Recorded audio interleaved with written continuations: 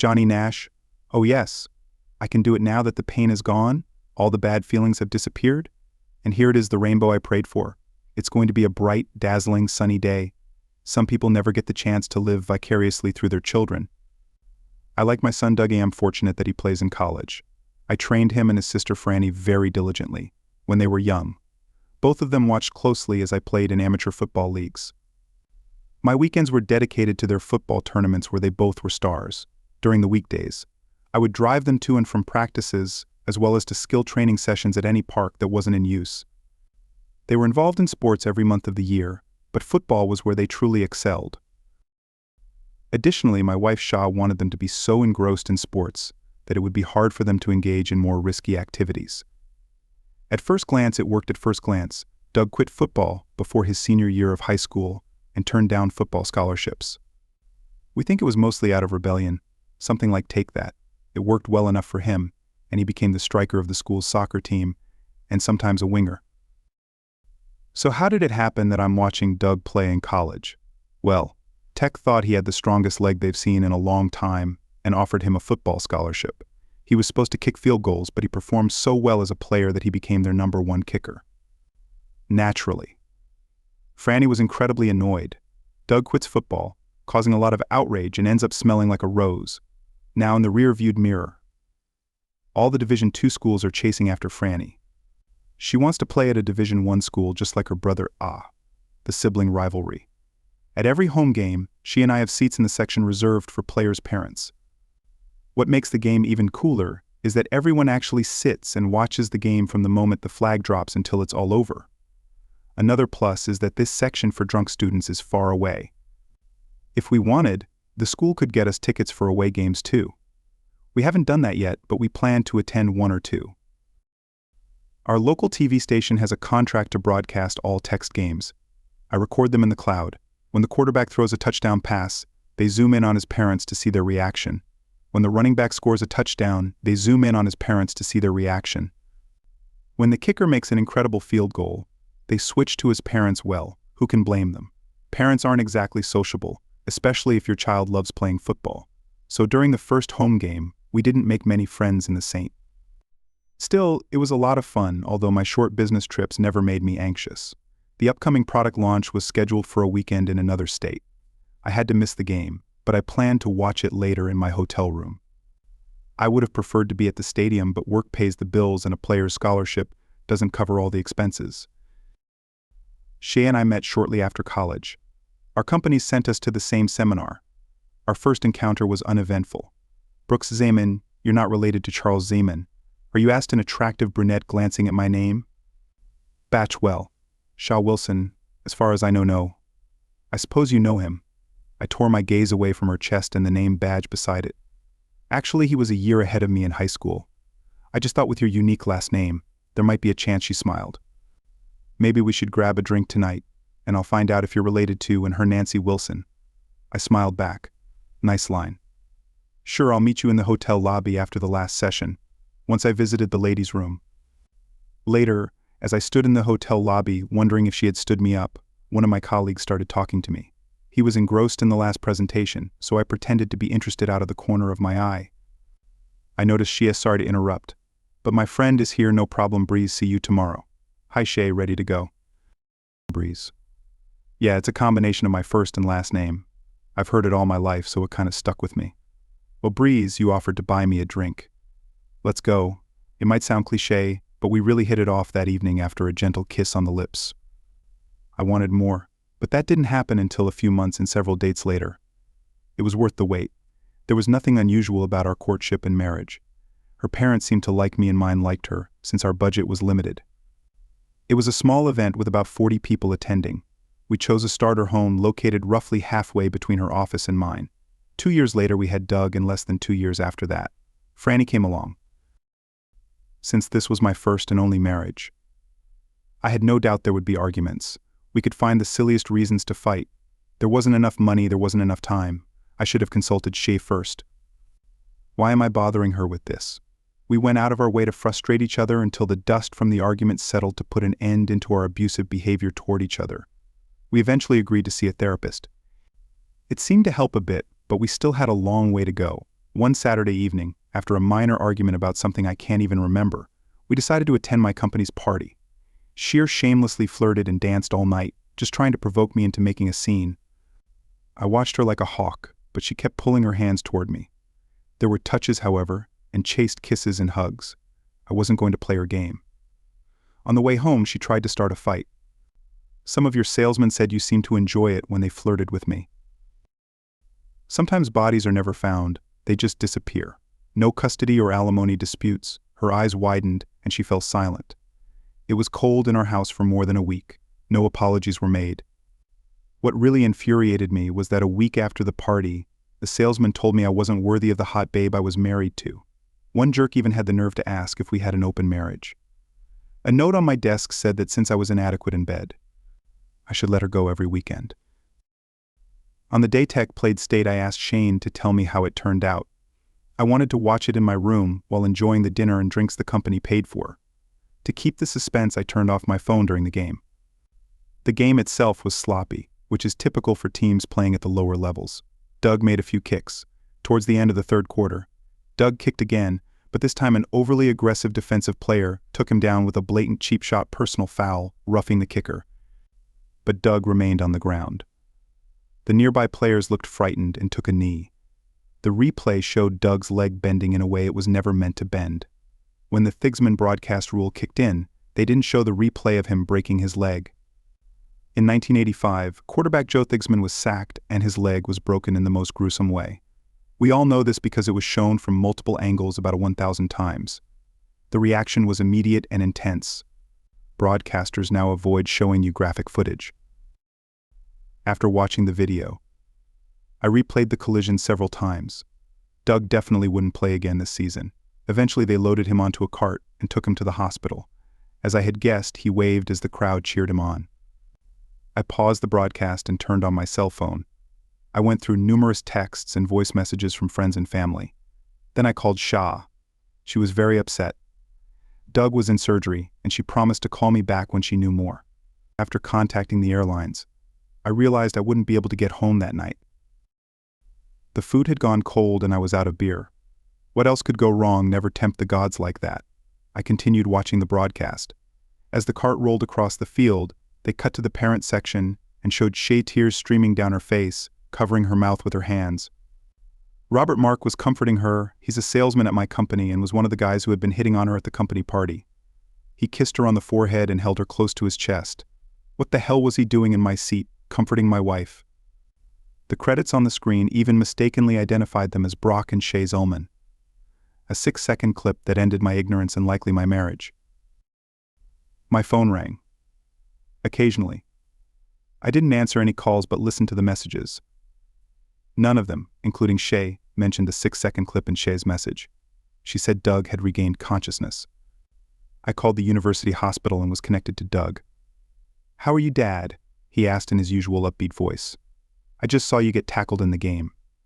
"How bad is it?" "Well, this season's over, but I've only got a few broken bones and some ligament damage. At least it's not my kicking leg. They operated on me almost immediately and moved me back to this room not long ago.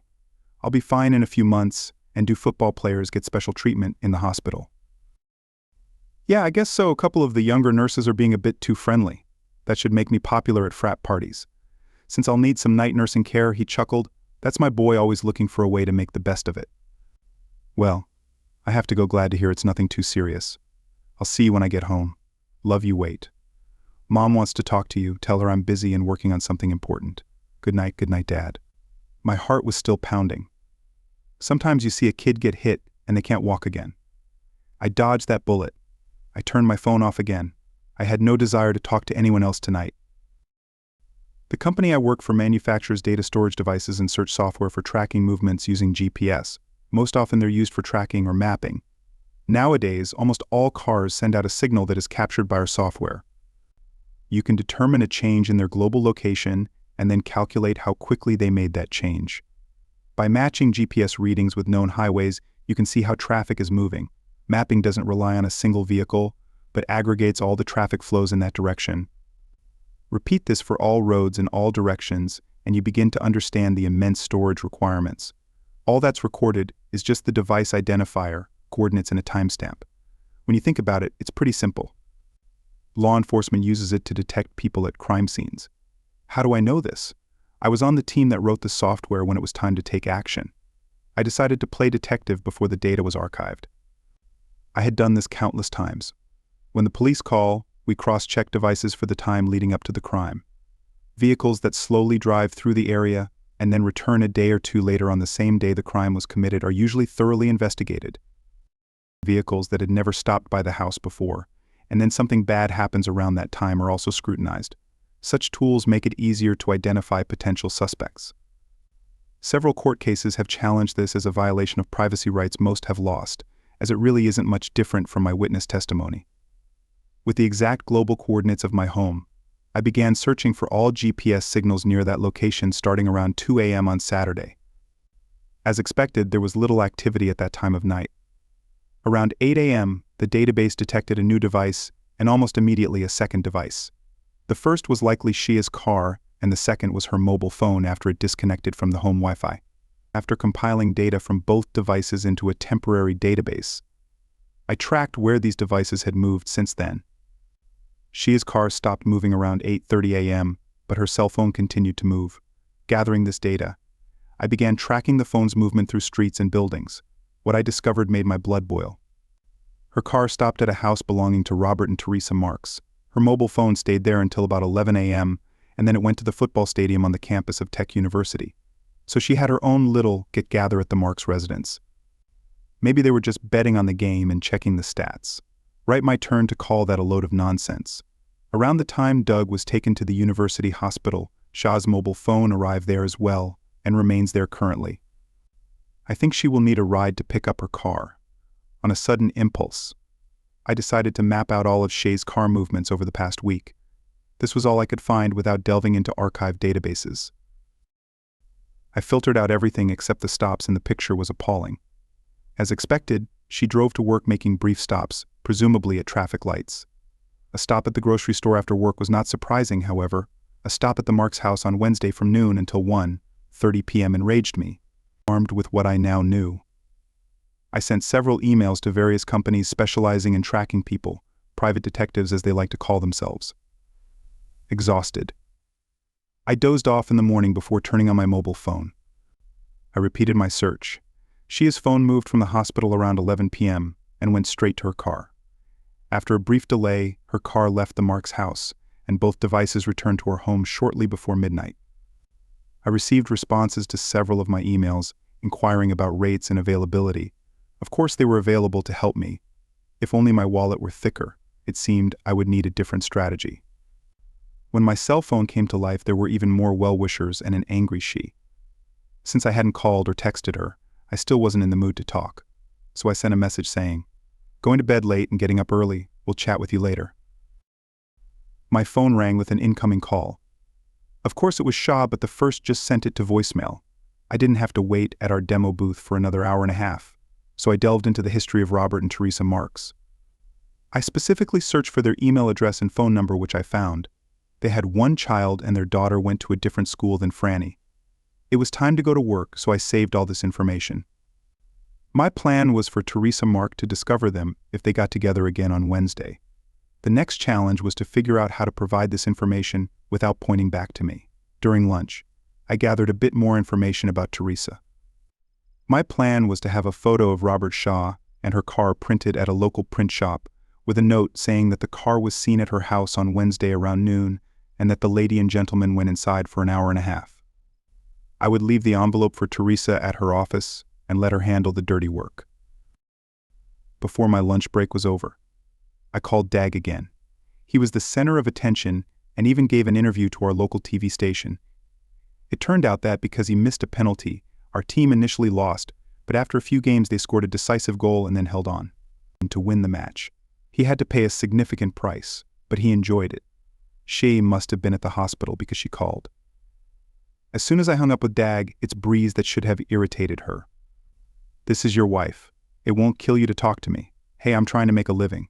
What's so important that it can't wait until I get home?" There was a pause. "I just miss you, and it was very hard when Dad got injured." "Well, he seems to be doing fine. My lunch break is ending. I'll call you from the airport later this evening. I didn't wait for a response and ignored the immediate callback. I should probably ease up, otherwise she might not have her date on Wednesday. I really want Teresa to handle this because I don't think I could avoid jail time if I got involved. I prepared the envelope for Teresa and sent it on my way to the airport. Arriving late on Sunday night gave me only a short time to spin with Shay. On Monday morning, she left for work before I got up. Since I had some free time, I stopped by the university hospital to visit DA. His cast had too many signatures to count. His current girlfriend, whom I had never met, was very eager to keep him away from the adoring cheerleaders and nurses. Later that same day, Chase sent a message. "What time will you be home tonight?" I replied, "A lot of paperwork from work, so don't wait for me and eat without me." When I got home around 9 p.m., I realized that she was furious. I thought that if I continued to upset her, she would once again seek comfort in Robert's arms. Our conversation was dominated by my incoherent ramblings about imaginary work problems, my boss and clients, and eventually Shay said she was going to bed. On Tuesday, Franny sent me a message saying that she had received an invitation to visit campus. It worked out perfectly, and I replied that we should go somewhere and celebrate tonight. When we got home, it was around 10 p.m. and everyone was exhausted. Once again, I didn't have to spend time with Shay. Wednesday morning brought mixed emotions. I wanted to believe that Shay would never cheat, but that was overshadowed by the desire for Teresa to catch her in the act. Unlike the previous few days, there were no messages from Shay so closer to evening. I sent her a note. "I'll be home earlier today." Usually she gets home before me unless she's delayed for work. When Franny came back from practice around 7 p.m., she looked around and asked, "Where's Mom? Not sure, I haven't heard anything from her today." I sent a message earlier but didn't get a reply. That might be for the best. She's been a real pain lately. Are you guys okay? I don't know. Pain doesn't quite cover it. What do you want for dinner? I've got some protein dishes, so don't worry about me. I dialed Shia's number and left another voicemail. Fernie went to bed at her usual time. I started to worry and send another text message. There was still no response. I checked the database again and confirmed that Shay's car arrived at the Marks' house a few minutes after noon. This time she left around 1:45 p.m. and stopped at a parking lot off the Federal Highway 50 kilometers north of the city. That's where she is now. Franny left earlier because she had a weight training session before school. Shah did not answer any of my calls or messages. Again, mixed feelings. On my way to work, I stopped by to visit Duck. His girlfriend was there again. No, he hadn't heard anything about his mother recently. He was excited that he was being discharged today. Around 10 a.m. I was called to the front desk where a man was waiting to speak with me. Nate Bellows introduced himself as a detective. They had found Shia's car and she was locked in the trunk. She was taken to Mercy Heart Hospital. Throughout this I had to answer the usual questions like, "Where have you been?" Eventually Detective Bellows got bored and wished me good luck the way he said. It made me think there was something more to this story. Trying to play the role of the concerned husband, I took a bit more personal leave and went to Mercy Heart Hospital. When I arrived, Shea was not in her room, so I waited in the family waiting area. A couple of nurses were chatting and laughing. I think it was the husband. Maybe, but you have to give him credit. I've never seen anyone so thoroughly decorated, and now we have two of them. Were they talking about she and Robert? Now I really wanted to see her. When they brought she back to her room, I couldn't help myself. I burst out laughing. She was painted blue from head to toe. I was told it was printer's ink. It would wash off. Over time, the hospital staff did everything they could, but it would only fully disappear with time. She had to undergo several sessions of alcohol and solvent wiping. Gradually, it should fade. Adding to her new look was a 5-centimeter red spot on her forehead. A nurse called it a crude tattoo. The letter O was carved into her skin with a knife, and then a bit of red ink was applied to the wound. Rough, but effective. Shay claimed that her car had been stolen. I noticed the nurse rolling her eyes. I look horrible. Shay was sobbing, but at least you're alive. Where were you when this happened? What time? My questions were ignored. As Shah continued to cry, her medical chart was hanging on the door, and I glanced at some photos. I almost burst out laughing again. She also had a large red letter A on her chest. It was about 30 centimeters in size, the same method with the knife and red ink. When I stepped out into the hallway, one of the nurses said to another, "And she looks exactly like her boyfriend. He was brought in this morning, a few hours after her boyfriend asked the other nurse. Well, that's what we're guessing. Different last names, but they both wear wedding rings. I wandered through the hallways looking for the room where Robert Marks was located. He had no visitors. She had no other injuries, but both of Robert's legs were in casts. Don't I just love it when everything falls into place? It had been a very productive day. The local evening news featured a story about a burglary during which the homeowner's legs were broken and he was found covered in blue paint. Crime Stoppers would pay for any information leading to the arrest of those responsible for this despicable act. When I called the university hospital, Doug was no longer listed as their patient. I decided once again that I needed to know I would contact him. When the money ran out for Annie came home at the usual time. Still no mom. Yes and no. She's a patient at Heart of Mercy Hospital. Apparently her car was stolen. They painted it blue, then drew a small scarletta on her forehead and a large scarletta on her chest, like that novel about Puritans and marital infidelity. That's what I'm guessing. The same hospital has her boyfriend also painted up in a similar fashion. He was found at his home. Your mom claims her car was stolen, but I don't believe it. You can visit her, but I'm gearing up and searching online for divorce lawyers. I'm fine, unbelievable. How can you sit there so calmly? I've had the whole day to think about it. She's been cheating for at least a month. I think she wanted to leave. I have 2 wonderful kids from her, but it's time to turn the page. It's a shame. I don't have a photo. She looks ridiculous. Forney perked up. Hey, I'm going to visit Mom. I just smiled.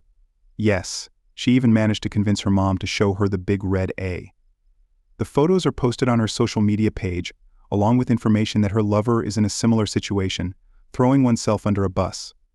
Now that's something my parents and Shay's parents called, and I repeated the story about the stolen car and gave them information about her room. I even heard back from Doug he seemed not to care about the consequences. Since I was no longer interested in how things were going with the tech football team, I persuaded Franny to visit the campus this weekend.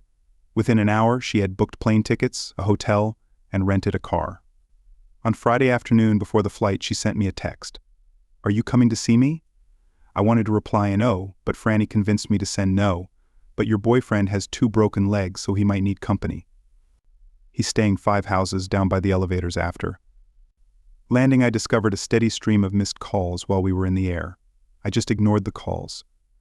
I had a wonderful weekend with Franny. Well, actually, on Friday evening I sent her off to the football team and had only received messages since then.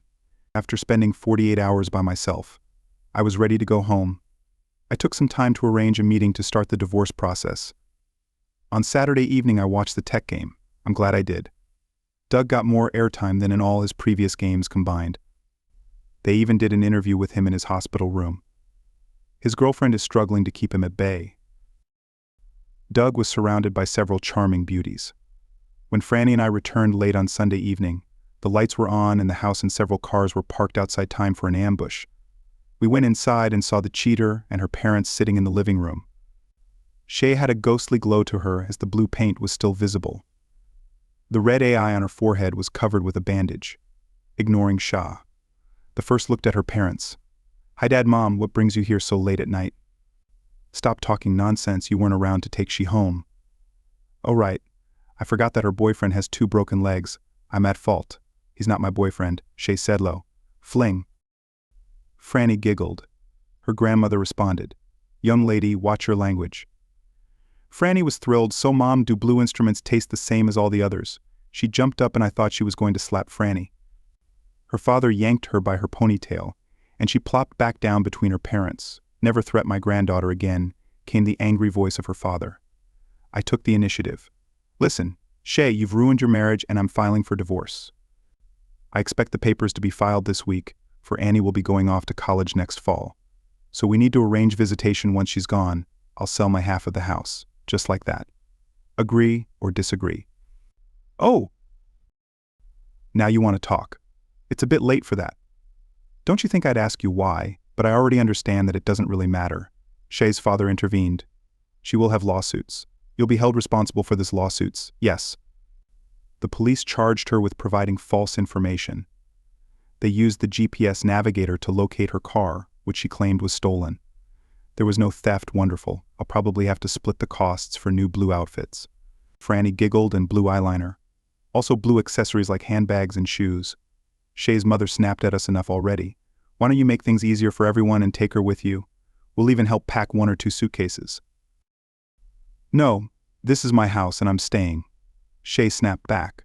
Well, it's been a long weekend and I'm going to bed. You can sleep on the couch. I locked the bedroom door. I'm not sure when they left, but Shay's parents were not home in the morning. Franny had already gone. I left as quickly as I could. One day there was a gift from Franny waiting for me on the kitchen table. It was a t-shirt with the slogan, "I'm almost as cool as my daughter." I wore it. On the day of her college signing ceremony at the high school, Franny was set to succeed playing soccer for a Division I school as expected. I had to endure several interviews with the authorities. My lawyer was always by my side as I wasn't about to let my guard down. Since Theresa's brother owns a printing company, both she and he were mentioned as suspects, but no charges were ever filed. Doug recovered and started his second year as the top player.